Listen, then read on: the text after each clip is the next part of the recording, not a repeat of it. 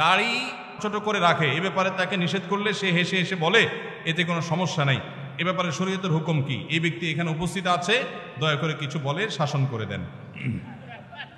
আসামি হাজির। ভাইরা আমার, দাড়ি লম্বা করা এটা নবী সাল্লাল্লাহু আলাইহি ওয়াসাল্লামের নির্দেশ। তিনি বলেছেন আফুল্লুহা আরফুল্লুহা, তোমরা দাড়িকে ছেড়ে দাও। দাড়িকে ছেড়ে দিতে বলেছেন, লম্বা করতে বলেছেন।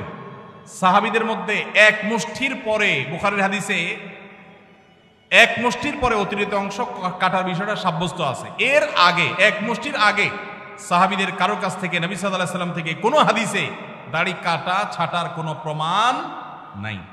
এই জন্য সারা বিশ্বের প্রায় সব উলামায়ে ইকরাম একমত যে দাড়ি লম্বা করা ওয়াজিব। কিছু ইখতিলাফ আছে, আরবের কিছু আলেমদের ভিন্ন মত আছে। বেশিরভাগ আলেমদের মতে হলো দাড়ি লম্বা করা কি ওয়াজিব। ইজিপশিয়ান কিছু আলেমদের ভিন্ন মত আছে, আরো কিছু আলেমদের ভিন্ন মত আছে, বাকি মেজরিটি আলেমদের মত হলো ওয়াজিব। আমরা বলি দাড়ি রাখা সুন্নত, সেটা সুন্নত এই অর্থে নবীজিও দাড়ি রেখেছেন, সেই হিসাবে সুন্নত, কিন্তু তিনি নির্দেশ করলে সেটা কি হয়ে যায়, সেটা আমভাবে ওয়াজিব হয়ে যায়, সেই হিসাবে দাড়ি রাখা ওয়াজিব। অতএব ভাই, যদি কেউ মনে করে দাড়ি না রাখলে সমস্যা নাই, তার কাছে সমস্যার ডেফিনিশনটা কি, সংজ্ঞাটা কি? কেউ তো বলতে পারে নামাজ না পড়লেও সমস্যা নাই, কিন্তু একজন মুসলমান মনে করবে আল্লাহর নবীর ওয়াজিব তরক করলে সমস্যা আছে না নাই? আছে। কিয়ামতের ময়দানে তার জন্য জবাবদিহি করতে হবে কি হবে না? হবে। তবে আমাদের ভাই কেউ হয়তো খোঁচা খোঁচা দাঁড়িয়ে রাখা শুরু করেছেন, আমরা তাকে অ্যাপ্রিসিয়েট করব, আমরা তাকে দূরে সরাবো না।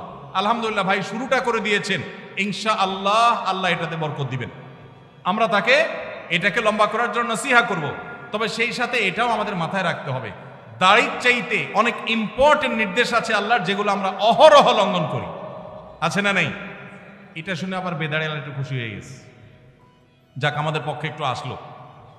ভাইরা আমার, দাড়ি রাখা ওয়াজিব, সেটা নিয়ে কোনো আলাপ নাই, সেটা নিয়ে কোনো ছাড় নাই, কিন্তু পাশাপাশি আমাদের এটাও মাথায় রাখতে হবে যে আল্লাহর অন্যান্য ফরজ বিধানগুলো মানতে হবে। অনেকে লম্বা দাড়ি আছে, মুখ খারাপ করে, আছে না নাই? বাংলা একটা প্রবাদ আছে, হাজী সাহেবের মুখ খারাপ। কি বলে? হাজী সাহেবের মুখ খারাপ।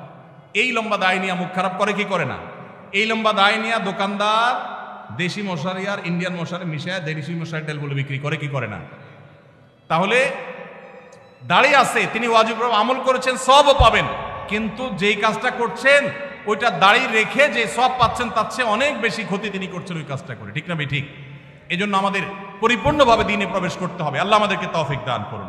কিন্তু সেই সাথে দাড়িও লম্বা করার চেষ্টা করতে হবে। কিন্তু কোনো ভাই করছেন না, আমরা বেশিরভাগ মানুষ অন্যকে নিয়ে পড়ে থাকি। একটা বড় মুসিবত হলো বাংলাদেশের মানুষের, আমরা অন্যের চরকায় তেল একটু, আমাকে আল্লাহ দাড়ি রাখার তৌফিক দিয়েছে আলহামদুলিল্লাহ, আমি এখন চিন্তা করবো আমার আখলাকটা ঠিক হয়েছে কিনা, আমি বউরে বাসায় গালি দিই কিনা, আমি কর্মচারীদের সাথে চালের মতো ব্যবহার করি কিনা, আমি মানুষের হক মারি কিনা, আমি দেখবো আমার বাকি আর কোথায় ল্যাকিংস আছে সেটা আমি দূর করব।